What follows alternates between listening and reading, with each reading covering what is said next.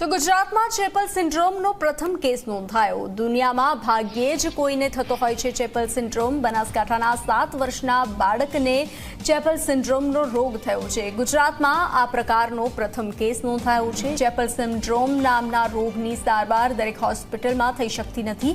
ચેપલ સિન્ડ્રોમમાં પેટમાં સોજા આવવા અને ઝાડા ઉલટી થવા જેવા લક્ષણો દેખાય છે। ચેપલ સિન્ડ્રોમના નિદાન માટે 1 કરોડના ઇન્જેક્શન વિદેશથી મંગાવાયા છે।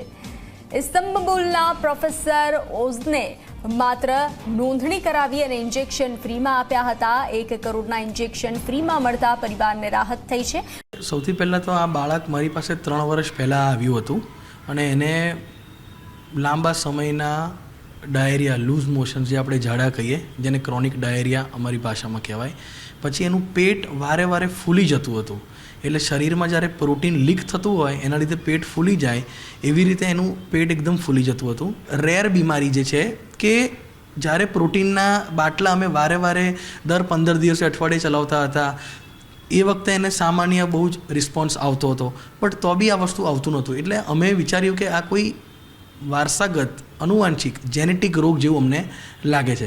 એટલે કિડનીની પણ એને દવાઓ ચાલતી હતી। એના માટે બાળકોના કિડનીના સ્પેશિયાલિસ્ટ ડૉક્ટર છે એ પણ એને જોતા હતા। બેઝિકલી આ ચેપલ સિન્ડ્રોમ જે છે એ ટોટલી આખા ઇન્ડિયાની વાત નથી કરતો, બટ આખા વર્લ્ડની હું વાત કરું છું તો હાર્ડલી 100 કેસ રિપોર્ટ આખા વર્લ્ડમાં થયા છે। શાયદ આ ગુજરાતમાં તો ફર્સ્ટ જ કેસ છે, ઉઝેન કરીને। એ બેઝિકલી ઇસ્તાનબુલથી છે અને એ ખાલી એલર્જી ઇમ્યુનોલોજીસ્ટનું જ કામ કરે છે, ખાલી આનું જ કામ કરે છે અને મેક્સિમમ આખા દેશના બાળકો એમની પાસે છે અને આખી એક એમની પાસે આવી રજિસ્ટ્રી છે।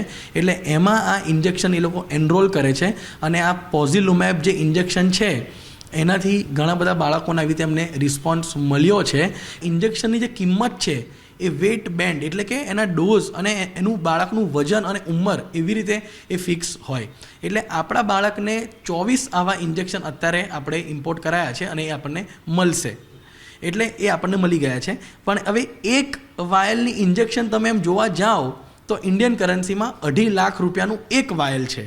એટલે આવા એને 24 એટલે મિનિમમ આ ઇન્જેક્શન 60 થી 65 લાખ રૂપિયાનો એક ડોઝ છે। એટલે ઓન એન એવરેજ આખી એની ટ્રીટમેન્ટ 1 થી 1.25 કરોડની આજુબાજુ થાય।